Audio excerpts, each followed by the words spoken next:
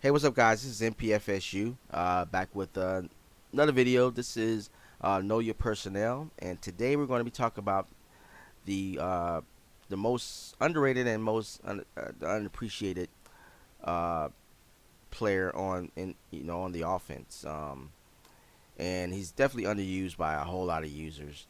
Um, Not by me, but by a whole lot of users. And so I just wanted to kind of give this position some love today, and this is the tight end, specifically the receiving tight end.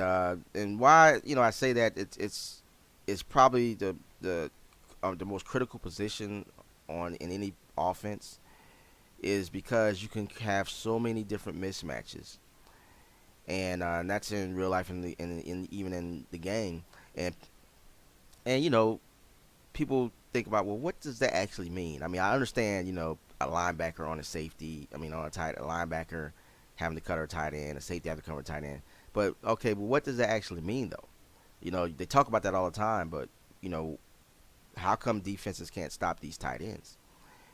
And then the main thing about it is, and this may turn on a light bulb for a few of you, is that uh, when you think about 11 personnel, you're thinking about one tight end, one running back. That formation, even especially in pro football, is a balanced formation where you could run equally and pass out of it. So what does that even mean there? Well, let's take a look at the normal Y flex. As you see here, Nick O'Leary is detached from the tackle, and so in real football they see 11 personnel, and they're going to kind of match up and come with whatever game plan they have to versus that type of grouping, that personnel grouping. But the ability to with a receiving tight end is you could detach them, you can attach them, you can use them in multiple ways and not and be able to, and the defense won't be able to. Um, you could counter. It'd be very difficult for defense to counter what you're doing because you're mixing and matching your formations with the tight end.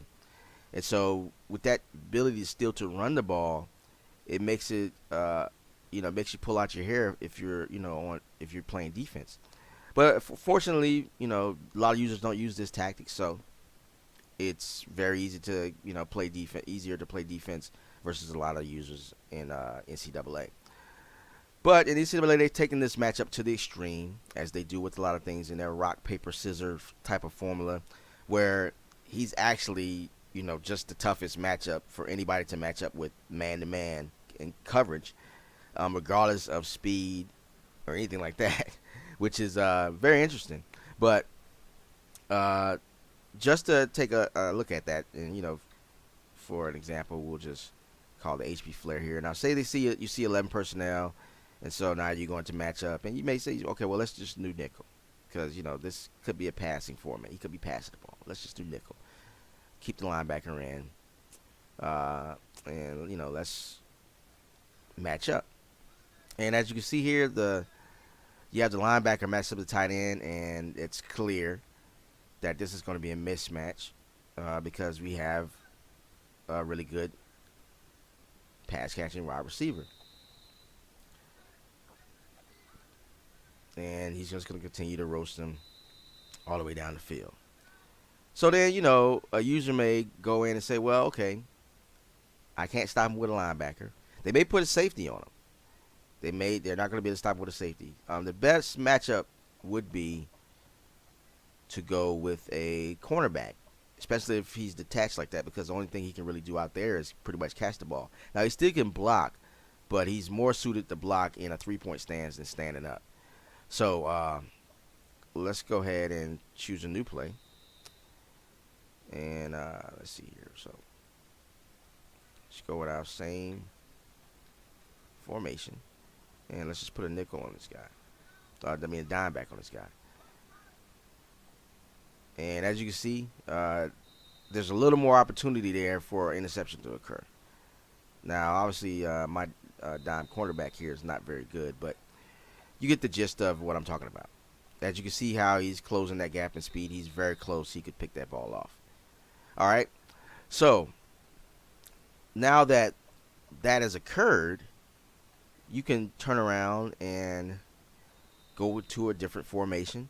Same personnel. They're going to see the same personnel grouping. They're going to see 11 personnel, one tight end, one running back, three wide receivers, and you can do something like this or like this, and just call it run play. Now they're in dime defense, and I've seen this happen quite a bit. The users would go to a dime defense, and then now you're just roasting them running the ball. So it's a good tactic, to employ to kind of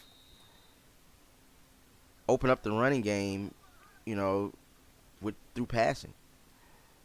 It's a good thing to do, or it's just something you could make an adjustment if they're stopping you from running the ball. You want to run the ball, and they're stopping you from running the ball. So to kind of loosen them up, maybe get them to bring out some different personnel groupings, and then you're able to run the ball. Now, a lot of users don't usually do nickel or dime defenses. You may see a 4-2-5 or a 3-3-5 in that same respect. Keep in mind, still, the tight end is going to be matched up on a safety or a linebacker. But even against those type of defenses, those defenses are more susceptible to the run game. So you can run the ball anyway because you don't have any, you're going to have less linebackers and more safeties out there. So you can, line up and go into an I formation, an ace formation, and still take advantage of your ability to pass if you have a receiving tight end. That is the beauty of using the tight end, and I hope some users, maybe you pick this up and decide to go ahead and include the tight end into your game plan as far as your play calling, because you'll see very good results and make your offense a lot more explosive. So that's it for me, guys. That's the video for this day. Know your personnel. I'll see you guys in the next video. I appreciate you watching. If you like this content, please subscribe to the channel. Also press the like button. If you have any questions or anything like that, please post in the comment section below. I'm always available to answer. And I'll talk to you guys later. Peace.